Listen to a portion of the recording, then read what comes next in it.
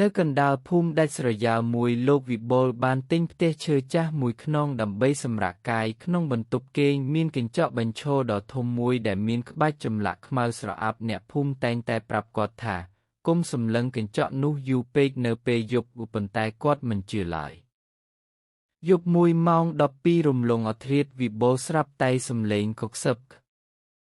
ចេញពីក្នុងបន្ទប់គាត់បើកភ្នែកឡើងឃើញស្រមោលម្នាក់ឈរក្នុងកញ្ចក់ទាំងដែលនៅក្នុងបន្ទប់មានតែគាត់ម្នាក់ឯងអ្វីដែលរន្ធត់បំផុតនោះគឺស្រមោលក្នុងកញ្ចក់នោះមិនមែនជាគាត់ទេប៉ុន្តែវាមានមុខមាត់ដូចគាត់បេះបិទគ្រាន់តែវាមានភ្នែកខ្មៅងឹតសូនឲ្យឈឹងនិងស្នាមញឹមរហែកដល់ស្លឹកត្រចៀកស្រមោលនោះចាប់ផ្ដើមលូកដៃចេញពីផ្ទៃកញ្ចក់ដែលប្រែជាទន់ដូចទឹកដៃដ៏ត្រជាក់ស្រេបនោះចាប់ក៏បំពង់ក៏វិបុលជាប់ហើយខ្សឹបថា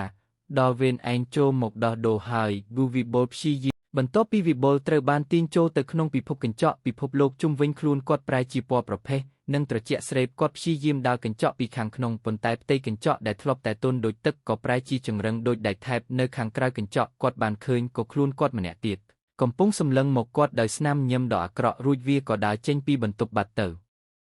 វិបុលបានត្រឹមតែអង្គុយអបជង្គង់យំក្នុងភាពងឹតប៉ុន្តែមិនយូរប៉ុន្មានគាត់ស្រាប់តែសម្លេងជើងមនុស្សរាប់រយនាក់ដើរមកជិតពេលគាត់ងាកទៅមើលគាត់ឃើញមនុស្សជាច្រើនដែលបាត់ខ្លួនក្នុងភូមិកាលពីច្រើនឆ្នាំមុនកំពុងឈរតម្រង់ជួរគ្នាភ្នែករបស់ពួកគេគ្មានប្រស្រីនិងមានសភាពស្លេកស្លាំងម្នាក់ក្នុងចំណោមនោះខ្សឹបប្រាប់គាត់ថាគូអ្នកដែលចេញទៅក្រៅបានគឺមានតែអ្នកដែលរកអ្នកជំនួសបានប៉ុណ្ណោះរំលងផុតទៅមួយសប្តាហ៍វិបុលคล้ายបានរស់នៅក្នុងផ្ទះនោះយ៉ាងធម្មតាអ្នកភូមិមិនបានចាប់អារម្មណ៍អ្វីឡើយប៉ុន្តែមានម្នាក់គត់ដែលដឹងគឺលោកតាសុកដែលជាគ្រូសេលម្នាក់ក្នុងភូមិលោកតាសុកបានកត់សម្គាល់ឃើញថាវិបុលម្នាក់នេះមិនដែលដើរកាត់ពន្លឺថ្ងៃឡើយហើយស្រមោលរបស់គេមិនមានក្បាលនោះទេយប់មួយលោកតាសុកបានលួចចូលក្នុងផ្ទះវិបុលទាំងកាន់ដាវអាគមនិងទឹកមន្តលោកតាបានឃើញវិបុលคล้ายកំពុងអង្គុយសូត្រមន្តចម្លែកនៅមុខកញ្ចក់ដើម្បីគូចង់ប្រលឹងគូវិបុលពិតប្រាកដឲ្យនៅក្នុងនោះជារៀងរហូតលោកតាសុកបានជិះទឹកមន្តទៅលើកញ្ចក់រួចសូត្រអាគមបើកផ្លូវផ្ទៃកញ្ចក់ចាប់ផ្ដើមញ័ររញ្ជួយវិបុលคล้ายស្រែកយំយ៉ាងខ្លាំងរាងកាយរបស់វាចាប់ផ្ដើមរលាយคล้ายជាផ្សែងខ្មៅវិបុលពិតប្រាកដដែលនៅខាងក្នុងបានឃើញពន្លឺចេញពីអាគមលោកតាគាត់ក៏ប្រមូលកម្លាំងទាំងអស់រត់សម្ដៅមកកាន់ផ្ទៃកញ្ចក់នៅខណៈដែលដៃរបស់វិបុលជិតនឹងលូកចេញមកក្រៅបានស្រាប់តែប្រលឹងខ្មោចដទៃទៀតក្នុងកញ្ចក់បានមកចាប់ជើងគាត់ជាប់ពួកគេមិនចង់ឲ្យគាត់ចេញទៅម្នាក់ឯងឡើយលោកតាសុកស្រែកថាវិបុលកុំងាកក្រោយមើលតែពន្លឺមកវិបុលបានធាក់ខ្មោចទាំងនោះចេញរួចលោតចេញមកក្រៅផ្ទៃកញ្ចក់បានសម្រេច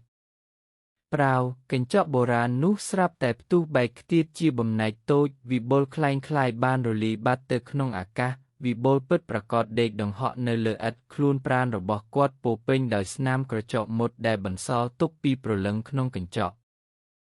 ទោះបីជាគាត់បានត្រឡប់មកវិញប៉ុន្តែជីវិតរបស់គាត់មិនដូចដើមឡើយរាល់ពេលដែលគាត់ឆ្លុះកញ្ចក់ម្ដងគាត់លែងឃើញរូបភាពខ្លួនឯងទៀតហើយក្នុងកញ្ចក់ឃើញតែភាពទេស្អាតលោកតាសុកបានប្រាប់គាត់ថា